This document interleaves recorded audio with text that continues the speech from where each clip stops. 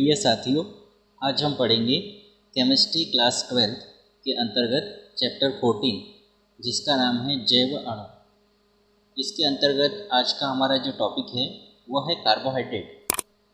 Carbohydrate क्या है, इनके प्रकार लिखिए, अथवा ये प्रश्न इस तरीके से भी आ सकता है, कार्बोहाइड्रेट का जल अपघटन के आधार पर वर्गीकरण कीजिए। तो सबसे पहले हम ये देखेंगे कि कार्बोहाइड्रेट क्या है। कार्बोहाइड्रेट का एक नाम और है, इसको सैकेराइड भी कहते हैं, और सैकेराइड का मतलब होता है मीठे स्वाद वाला। तो इस तरह से कार्बोहाइड्रेट का जो दूसरा नाम है वो सैकेराइड है।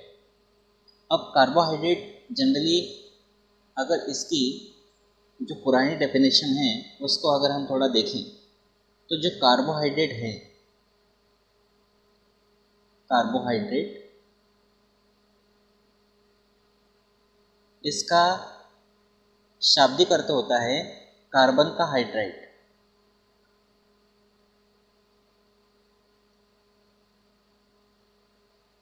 कार्बन का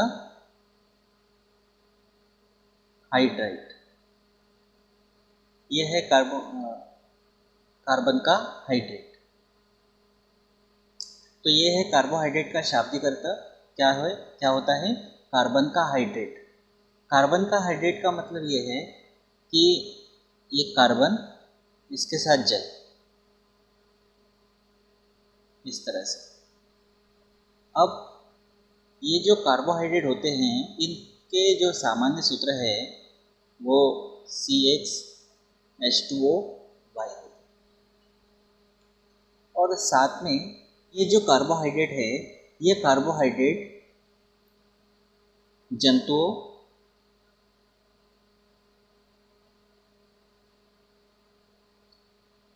तथा पौधों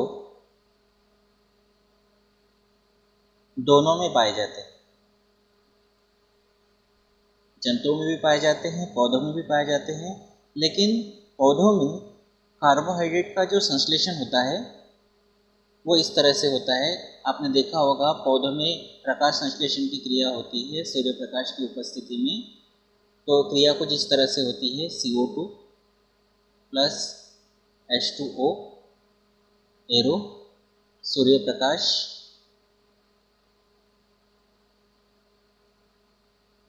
और पौधों के पत्तियों में क्लोरोफिल पाया जाता है जिसको क्लोरोप्लास्ट भी कहते हैं। तो यहाँ से बनता है ग्लूकोज C6H12O6 और साथ में हमको मिलती है ऑक्सीजन। तो यहाँ कार्बन 6 है तो हम इसको 6 लेते हैं, हाइड्रोजन 12 है इसको भी 6 लेते हैं, और ऑक्सीजन 6 यहाँ लग गए, तो 6 लग गए तो ऑक्सीजन 12 बचेंगे, तो वो यहाँ पे भी 6 आएगा। इसी को अगर अपने को ओवरऑल लिखना है तो हम लिख सकते हैं CO2X plus H2O Y Surya Prakash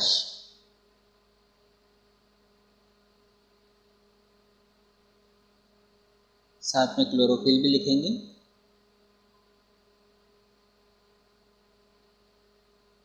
तो इसको हम इस तरह से लिखते हैं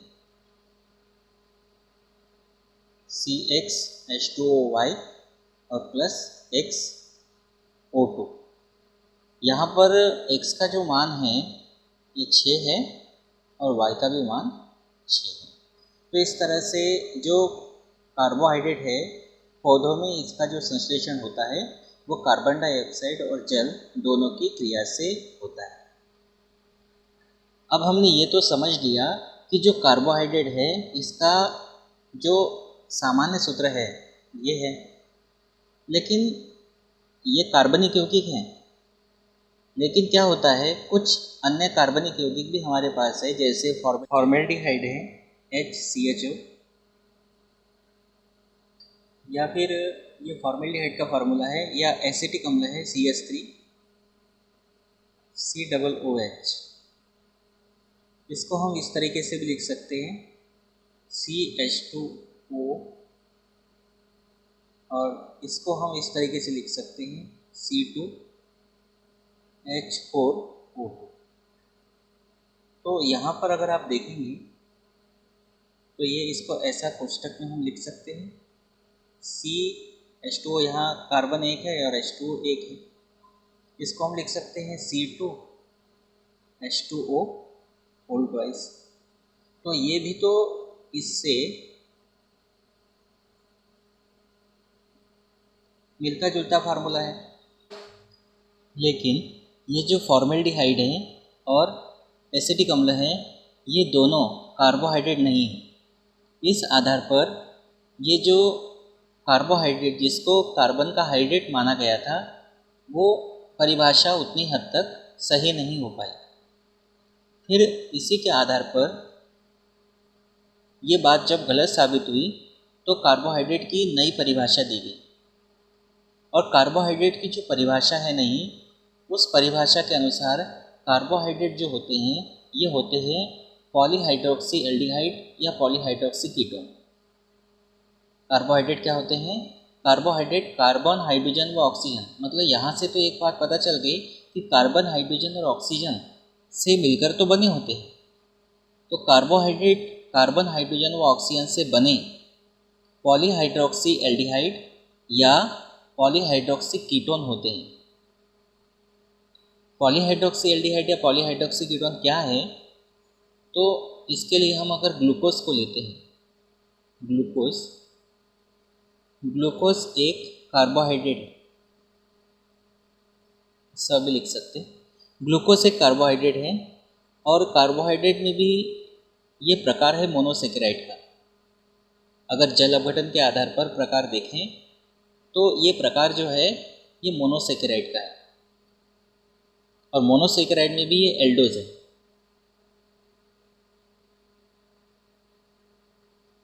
और ग्लूकोज का जो फार्मूला होता है वो है C6H12O6। इसको अगर लिखना चाहे तो हम ऐसे लिखेंगे CH2OH, single bond CHOH, single bond CHOH, single bond CHOH, single bond CHOH, single bond CHO। इसमें कार्बन जो है ये 6 है, हाइड्रोजन 12 है, 3, 4, 5, 6, 7, 8, 9, 10, 11, 12 और ऑक्सीजन 6। तो इसमें आप देखेंगे कि जो OH है जिसको हम कहते हैं हाइड्रोक्सी ग्रुप, वो एक से ज़्यादा है, 1, 2, 3, 4, 5। तो इसको कहेंगे पॉलीहाइड्रोक्सी, और ये एल्डिहाइडिक समूह है, तो ये हुआ हमारा पॉलीहाइड्रोक्सी एल्डिहाइड। या एक एग्जाम्पल और लेते हैं फ्रक्टोज का। फ्रक्टोज जो है ये भी मोनोसेकेराइड का एक प्रकार है, लेकिन ये मोनोसेकेराइड के अंतर्गत मोनोसेकेराइड का प्रकार है कीटोस। इसका फार्मूला भी वही होता है C6H12O6, लेकिन इसका जब स्ट्रक्चर बनाते हैं तो ये इस तरह से बनता है CH2OH, single bond CHOH, single bond CHOH, single bond CHOH, single bond CO, single bond CH2OH, इस तरह से बनता है। तो ये जो है इसमें भी OH है, साथ में कीटोनिक ग्रुप है, तो ये कहलाता है पॉलीहाइड्रोक्सी। OH एक से अधिक है तो ये कहलाएगा पॉलीहाइड्रोक्सी कीटोन।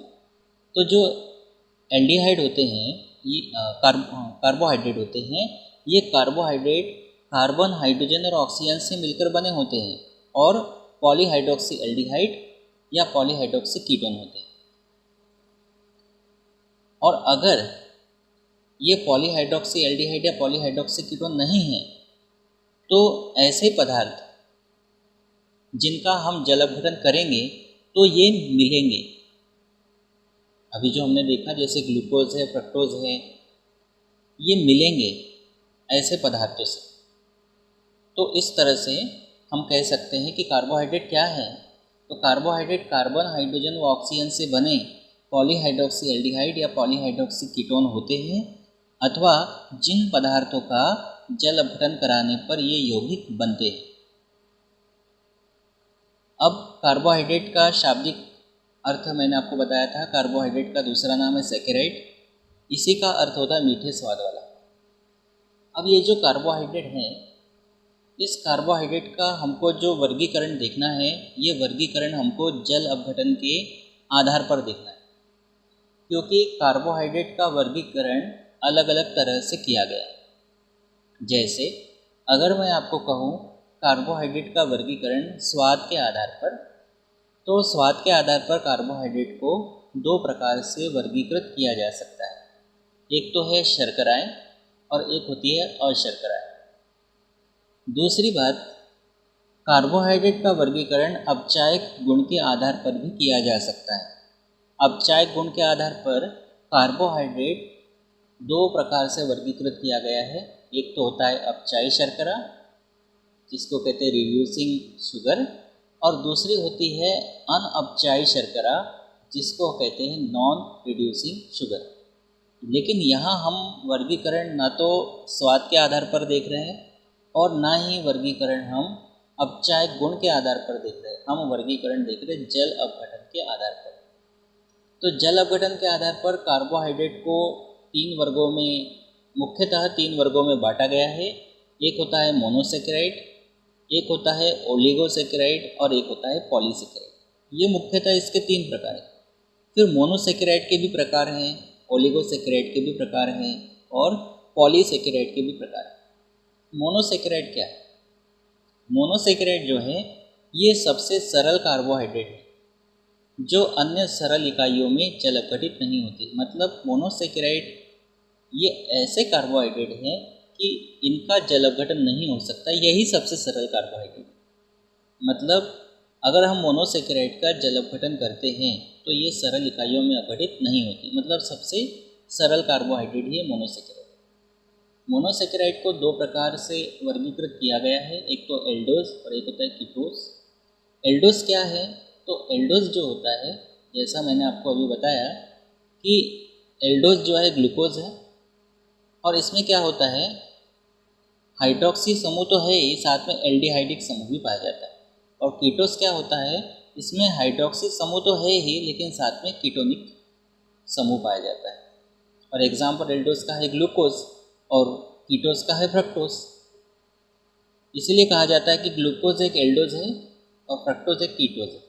तो इसमें अल्कोहलीय समूह के साथ साथ एल्डिहाइडिक समूह भी होता है, जैसे ग्लूकोज C6H12O6। और ये इसका संरचना है, ये इसलिए बनाई है ताकि ग्लूकोज और फ्रक्टोज में अंतर आप कर पाओ। नहीं तो ऐसा लगेगा कि ग्लूकोज और फ्रक्टोज दोनों के फार्मूले सेम हैं, तो फिर इनके नाम क्यों अलग अलग हैं? तो ये नाम इसलिए अलग अलग, सूत्र सेम है लेकिन नाम इसलिए अलग अलग है क्योंकि उनमें फंक्शनल ग्रुप अलग अलग है। कीटोस क्या है, इसमें अल्कोहलीय समूह के साथ साथ कीटोनिक समूह भी होता है। फ्रक्टोज इसका उदाहरण है और ये इसका स्ट्रक्चर बना है। तो ये तो मोनोसेकेराइड के प्रकार हो गए। मोनोसेकेराइड के दो प्रकार हैं, एक तो एल्डोज और एक तो कीटोस। अब इसके बाद हम देखेंगे ओलिगोसेकेराइड। ओलिगोसेकेराइड, इसमें सेकेराइड शब्द का मतलब तो आप समझ ही गए होंगे। सेकेराइड का मतलब है कार्बोहाइड्रेट, लेकिन ओलिगो का मतलब क्या होता है? तो ओलिगो का मतलब होता है कुछ। ओलिगो एक ग्रीक शब्द है जिसका अर्थ है कुछ, जिसको इंग्लिश में कहते हैं फ्यू। जब ओलिगोसेकेराइड का जल अपघटन करते हैं तो मोनोसेकेराइड के 2 से लेकर 10 तक अणु या यौगिक प्राप्त होते हैं। कम से कम 2 मिलेंगे और अधिक से अधिक इसमें 10 होंगे। इस तरह से आप इसको ध्यान रखें। एक बात मैं आपको बता दूं कि जो मोनोसेकेराइड है इसके 2 एग्जाम्पल आपने देखे, ग्लूकोज और फ्रक्टोज। इसके अलावा भी मोनोसेकेराइड के उदाहरण हो सकते हैं, जैसे गैलेक्टोज होता है, राइबोज होता है, ये भी मोनोसेकेराइड है। तो ओलिगोसेकेराइड जो है, ओलिगोसेकेराइड में ओलिगो का अर्थ होता है कुछ, और ओलिगोसेकेराइड का जल अपघटन करते हैं तो मोनोसेकेराइड के कम से कम 2 और अधिक से अधिक 10 अणु या यौगिक प्राप्त होते हैं। मोनोसेकेराइड का जो वर्गीकरण है, ये मोनोसेकेराइड को 3 वर्गों में बांटा गया है, या जिसको हम कहेंगे ये वर्ग है तो ये उपवर्ग है, बांटा गया है। एक तो डाइसेकेराइड, ट्राइसेकेराइड और टेट्रासेकेराइड। नाम से ही समझ में आता है डाइसेकेराइड है, इसका मतलब है जब हम इसका जल अपघटन करेंगे तो डाई यानी 2, मोनोसेकेराइड के 2 अणु प्राप्त होंगे। ट्राइसेकेराइड है, इसका जब जल अपघटन करेंगे तो मोनोसेकेराइड के 3 अणु प्राप्त होंगे, और टेट्रासेकेराइड जो है इसका जल अपघटन करेंगे तब हमें मोनोसेकेराइड के 4 अणु या यौगिक प्राप्त होंगे। नाम से ही समझ में आता है, डाई यानी 2, ट्राई यानी 3 और टेट्रा मतलब 4। तो सबसे पहले हमारे पास है डाइसेकेराइड। डाइसेकेराइड जो है, क्योंकि हम प्रकार जो पढ़ रहे हैं ये जल अपघटन के आधार पर पढ़ रहे हैं, इसलिए ये जल अपघटन पर मोनोसेकेराइड के 2 अणु देते हैं। जैसे सुक्रोज है, माल्टोज है, लैक्टोज है, तीनों का फार्मूला सेम है, C12H22O11। इनका जब जल अपघटन करते हैं, तीनों में से किसी का भी हम जल अपघटन करें तो ये मोनोसेकेराइड के 2 अणु अपने को देंगे। जैसे सुक्रोज का अगर हम जल अपघटन करते हैं तो उससे मिलता है ग्लूकोज और फ्रक्टोज। इसी प्रकार अगर हम माल्टोज का जल अपघटन करते हैं तो इसमें ग्लूकोज के 2 अणु प्राप्त होते हैं, और लैक्टोज का जल अपघटन करते हैं तो इससे मिलता है ग्लूकोज और गैलेक्टोज। तो चाहे ग्लूकोज हो, चाहे फ्रक्टोज हो, चाहे गैलेक्टोज हो, ये सब मोनोसेकेराइड है। तो इससे भी मोनोसेकेराइड के 2 अणु प्राप्त हो रहे हैं, इससे भी मोनोसेकेराइड के 2 अणु प्राप्त होते हैं, और इससे भी मोनोसेकेराइड के 2 अणु प्राप्त होते हैं। फिर है ट्राइसेकेराइड। ट्राइसेकेराइड का एग्जाम्पल है रेफिनोज, जिसका फार्मूला है C18H32O16। जब ट्राइसेकेराइड जैसे रेफिनोज इसका जल अपघटन करते हैं तो मोनोसेकेराइड के 3 अणु प्राप्त होते हैं, और जो रेफिनोज है इस रेफिनोज से हमको मिलता है एक ग्लूकोज का अणु, एक फ्रक्टोज का अणु और एक गैलेक्टोज का अणु। तो ग्लूकोज, फ्रक्टोज और गैलेक्टोज तीनों मोनोसेकेराइड है, लेकिन 3 अलग अलग अणु प्राप्त होते हैं, ग्लूकोज, फ्रक्टोज और गैलेक्टोज। तो ये रेफिनोज है। फिर उसके बाद है टेट्रासेकेराइड। टेट्रासेकेराइड जो है इसका जल अपघटन करने पर टेट्रा यानी 4, तो यहाँ से हमको मोनोसेकेराइड के 4 अणु प्राप्त होंगे। इसमें से हमको एक अणु प्राप्त होगा ग्लूकोज का, एक अणु प्राप्त होगा फ्रक्टोज का, और 2 अणु प्राप्त होंगे गैलेक्टोज के। यहाँ गैलेक्टोज का एक अणु मिल रहा था रेफिनोज में, यहाँ गैलेक्टोज के 2 अणु मिलते हैं। फिर बात आती है पॉलीसेकेराइड की। पॉलीसेकेराइड जो है नाम से समझ में आता है, पॉली यानी बहुत सारे। तो पॉलीसेकेराइड जो है जब इनका जल अपघटन करते हैं तो ये मोनोसेकेराइड के अनेक अणु देते हैं। अब मोनोसेकेराइड के अणु अगर समान प्रकार के मोनोसेकेराइड देते हैं तो उसको कहते हैं सम पॉलीसेकेराइड, और अगर अलग अलग प्रकार के मोनोसेकेराइड देते हैं तो उसको कहते हैं विषम पॉलीसेकेराइड। तो ये जो पॉलीसेकेराइड है ये ऐसे कार्बोहाइड्रेट है जिनके जल अपघटन पर बहुत अधिक संख्या में मोनोसेकेराइड इकाइयाँ यानी अणु प्राप्त होते हैं, पॉलीसेकेराइड कहलाते हैं। पॉलीसेकेराइड 2 प्रकार के होते हैं, सम पॉलीसेकेराइड और विषम पॉलीसेकेराइड। सम पॉलीसेकेराइड क्या है, ये जल अपघटन पर एक ही प्रकार के मोनोसेकेराइड देते हैं, जैसे यहाँ लिखा है स्टार्च। उसी प्रकार विषम पॉलीसेकेराइड जो है ये जल अपघटन पर एक से अधिक प्रकार के मोनोसेकेराइड देते हैं, उदाहरण ग्लाइकोजन। दोनों का फार्मूला सेम है, सूत्र सेम है, लेकिन मोनोसेकेराइड इससे कई प्रकार के मिलेंगे और इसमें एक से अधिक प्रकार के मिलेंगे। इसके आधार पर सम पॉलीसेकेराइड और विषम पॉलीसेकेराइड 2 प्रकार। तो ये इस तरह से आपका कार्बोहाइड्रेट का क्वेश्चन है। इसको हम समराइज करते हैं, तो आपने अगर समझा होगा तो आप इसको समराइज कर सकते थे। देखिए मैंने इसको किया है समराइज। कार्बोहाइड्रेट यानी सेकेराइड, सेकेराइड का अर्थ होता है मीठे स्वाद वाला। कार्बोहाइड्रेट कार्बन, हाइड्रोजन और ऑक्सीजन से मिलकर बने पॉलीहाइड्रोक्सी एल्डिहाइड या पॉलीहाइड्रोक्सी कीटोन होते हैं, या ऐसे पदार्थ जिनका जल अपघटन करने पर ये बनते हैं। कार्बोहाइड्रेट को मुख्यतः 3 वर्गों में बांटा है, मोनोसेकेराइड, ओलिगोसेकेराइड और पॉलीसेकेराइड। मोनोसेकेराइड को पुनः 2 वर्गों में बांटा है, एल्डोज उदाहरण ग्लूकोज C6H12O6, कीटोज उदाहरण फ्रक्टोज C6H12O6। ओलिगोसेकेराइड को 3 वर्गों में बांटा है, डाइसेकेराइड, सुक्रोज C12H22O11। इसके अलावा भी आप उदाहरण ले सकते हैं दूसरे। ट्राइसेकेराइड रेफिनोज C18H32O16, और टेट्रासेकेराइड स्टेकियोज C24H42O21। पॉलीसेकेराइड इसको भी पुनः 2 वर्गों में या 2 उपवर्गों में कह सकते हैं बांटा है, सम पॉलीसेकेराइड, विषम पॉलीसेकेराइड। सम पॉलीसेकेराइड इन स्टार्च C6H10O5 होलियन और विषम पॉलीसेकेराइड ग्लाइकोजन C6H10O5 होलियन। ये एक ही प्रकार के मोनोसेकेराइड देते हैं और ये एक से अधिक प्रकार के मोनोसेकेराइड देते हैं। तो ये कार्बोहाइड्रेट का क्वेश्चन आपका होता है कंप्लीट। जितने अंक का क्वेश्चन होगा उसके हिसाब से आप इसको पेपर में हल करके लिखें। तो ये आपका कार्बोहाइड्रेट का टॉपिक यहाँ होता है कंप्लीट। अगर आप लोगों ने मेरे चैनल को अभी तक सब्सक्राइब नहीं किया होगा तो मेरे चैनल को सब्सक्राइब कर लीजिए, क्योंकि मैं इस तरह के वीडियोस आप लोगों के लिए लाते रहता हूँ। और साथ में अपने दोस्तों तक भी इस वीडियो को शेयर कीजिए ताकि उनको भी इसका फ़ायदा मिल सके। फिर मिलते हैं अगले इम्पॉर्टेंट टॉपिक के साथ अगले वीडियो में। Thank you.